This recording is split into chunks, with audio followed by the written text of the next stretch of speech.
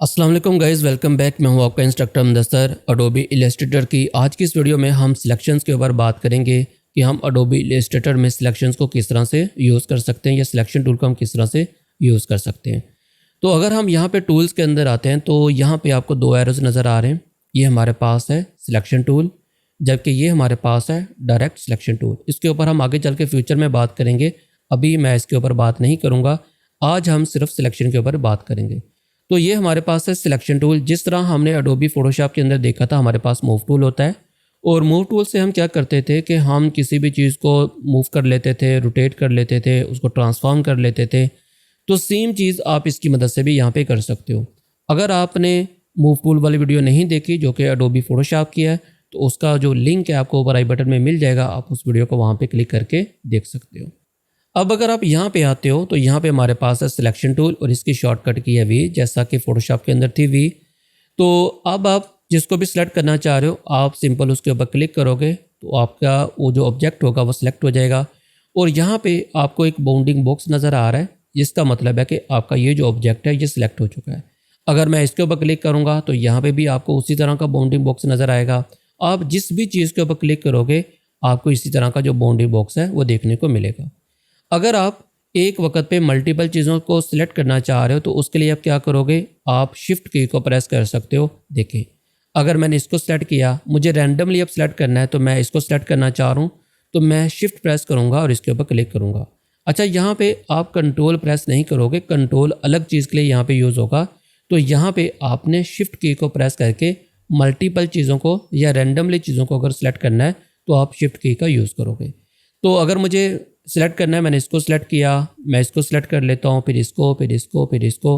अब अगर मुझे इसको मूव करना है तो मैं सिंपल इसको यहाँ पे मूव कर सकता हूँ।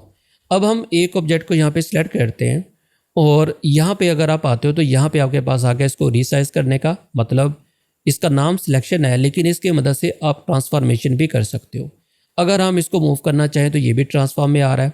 अगर हम इसका साइज़ चेंज करना चाह रहे हो तो आप यहाँ पे आओ, डबल एरो में आ गया। अब आप इसका जो साइज़ है वो चेंज कर सकते हो। अब देखिए, अगर मैं इसका यहाँ पे साइज़ चेंज कर रहा हूँ तो ये क्या हो रहा है कि इसकी जो रेशियो है वो मेंटेन नहीं है। मैं रेशियो को मेंटेन रखना चाह रहा हूँ, तो उसके लिए अगर आप साथ में शिफ्ट प्रेस कर लोगे तो अब इसकी जो रेशियो वो मेंटेन रहेगी। और अगर आप आल्ट प्रेस कर लोगे और साथ में शिफ्ट प्रेस करोगे तो अब ये सेंटर से इसका जो साइज़ वगैरह है वो कम या ज़्यादा होगा। ये मैंने आपको फोटोशॉप के अंदर शेप्स वाली वीडियो के अंदर बताया था। अगर आप फोटोशॉप की शेप्स वाली वीडियो देखना चाह रहे हो तो उसका लिंक भी आपको ऊपर आई बटन में मिल जाएगा। आप उस वीडियो को उस लिंक के ऊपर क्लिक करके देख सकते हो। अच्छा, अगर मैं यहाँ पे फोटोशॉप का नाम ले रहा हूँ तो उसका मतलब ये नहीं कि आपको फोटोशॉप भी आना चाहिए। अगर आप पहली दफ़ा इस चैनल के ऊपर आए हैं और आप डायरेक्ट अडोबी इलस्ट्रेटर को ही सीख रहे हैं तो नो इशू, आपको मैं जो भी चीज़ें बता रहा हूँ वो आप अडोबी इलस्ट्रेटर तक ही महदूद रखो। तो अभी हमने देखा कि अगर हम शिफ्ट प्रेस करेंगे तो ये सेम रेशियो के साथ होगा, और अगर आप साथ में आल्ट प्रेस कर लोगे तो ये क्या होगा, सेंटर से इसका जो साइज़ वगैरह है वो चेंज होगा। अगर हम इसको रोटेट करना चाह रहे हैं तो आप इसके बाहर आओ, आपको डबल कर्व एरो नज़र आ रहा है। अब हम इसको यहाँ पे रोटेट कर सकते हैं। अच्छा, अब आपने यहाँ पे कुछ और चीज़ें माइंड में रखनी है। अगर मैं यहाँ पे इसको सिलेक्ट करता हूँ, मुझे इसकी डुप्लीकेट कॉपी बनानी है, तो मैं आल्ट प्रेस करूँगा तो ये इसकी डुप्लीकेट कॉपी बन जाएगी। आप दोबारा देखो, आल्ट प्रेस किया, ये इसकी डुप्लीकेट कॉपी बन गई। किसकी मदद से? सिलेक्शन टूल की मदद से। अब एक और चीज़ आपने हमेशा याद रखनी है। देखें, मैं इसको यहाँ पे लेके आता हूँ, आल्ट की प्रेस किया, ये इसकी एक डुप्लीकेट कॉपी बनाई। अब मैं दोबारा से आल्ट की प्रेस करके इसकी एक डुप्लीकेट कॉपी बनाऊंगा और अब मैंने साथ में शिफ्ट को प्रेस किया। उसकी वजह क्या है? देखें, अगर मैं यहाँ पे इसकी डुप्लीकेट कॉपी बनाऊँ तो ये ऊपर नीचे भी मूव हो रहा है, मुझे चाहिए सेम अलाइन के साथ। तो उस सूरत में मैं क्या करूँगा, आल्ट की प्रेस करके मैंने कॉपी बनाई, अब मैं साथ में शिफ्ट प्रेस कर लूँगा। इससे क्या होगा कि ये सेम अलाइन में ही यहाँ पे मूव होगा और इसकी डुप्लीकेट कॉपी बनेगी। अब मैंने एक डुप्लीकेट कॉपी बना ली, अब मुझे मल्टीपल और कॉपीज़ बनानी है। तो अगर मुझे इसी चीज़ को दोबारा से रिपीट करना है तो हम प्रेस करेंगे कंट्रोल डी। कंट्रोल डी हम यूज़ करते हैं रिपीट फॉर ट्रांसफॉर्मेशन। तो हम कंट्रोल डी प्रेस करेंगे तो ये हमारे पास डुप्लीकेट इसकी कॉपीज़ यहाँ पे क्रिएट हो जाएंगी।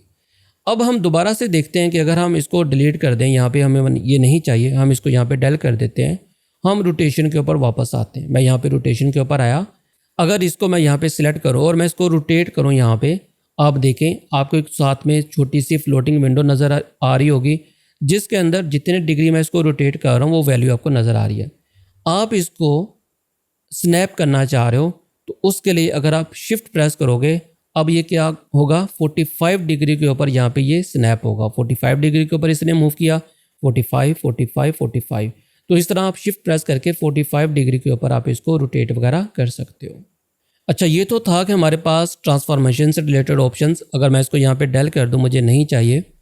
अब इसी में हमारे पास कुछ और भी है। अगर आप इसी से नीचे आते हो तो यहाँ पे आपके पास है मैजिक वॉन्ड टूल। फोटोशॉप के अंदर जब हम मैजिक वॉन्ड टूल का यूज़ करते थे तो उसमें क्या होता था कि हम जिस सिमिलर कलर के ऊपर क्लिक करते थे, आपका फोटोशॉप उस सेम कलर को आपके पूरे इमेज के अंदर सिलेक्ट कर लेता था। लेकिन वहाँ पे हम क्या करते थे, कलर की सिलेक्शन करते थे। लेकिन यहाँ पे ऐसा नहीं है। यहाँ पे क्या होगा, ये ऑब्जेक्ट को सिलेक्ट करेगा। देखें, मैं अगर इसके ऊपर क्लिक करूँ, इसको हम एक्टिव करते हैं।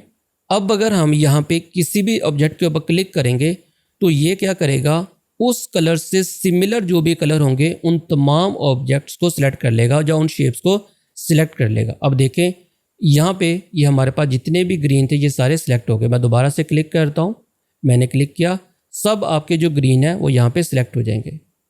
अगर हम इसके ऊपर क्लिक करें, मैं इसको सिलेक्ट करता हूँ, बल्कि डिसलेक्ट करता हूँ, मैं इसको क्लिक किया, अब देखें सारे सिलेक्ट हो गए। अब हम इसको यहाँ पे मूव कर सकते हैं। इसी तरह हमारे पास ग्रीन है, रेड है। अगर मैं रेड को सिलेक्ट करूँ, यहाँ पे मैंने रेड के ऊपर क्लिक किया, अब हमारे इस डिज़ाइन के अंदर जहाँ जहाँ पे भी रेड है वो सबको सिलेक्ट कर लेगा। अब हम इसको यहाँ से मूव कर सकते हैं।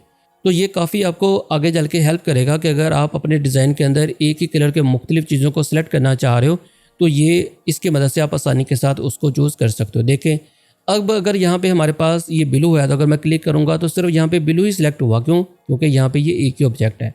अगर हम इसकी एक डुप्लीकेट कॉपी बना लें, हमने मुख्तलिफ डुप्लीकेट कॉपीज़ बनाई।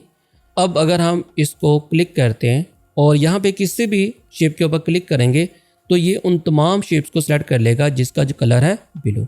तो ये आप कलर के अकॉर्डिंग इसको यूज़ कर सकते हो। अब इसमें कुछ और भी चीज़ें हैं जो कि एडवांस हैं, वो हम आगे चल के देखेंगे। लेकिन अभी के लिए आप इसका बेसिक इतना याद रखो कि इसकी मदद से हम जिस भी कलर को क्लिक करेंगे आपका वो जो कलर है वो सिलेक्ट हो जाएगा। तो ये था हमारे पास सिलेक्शन।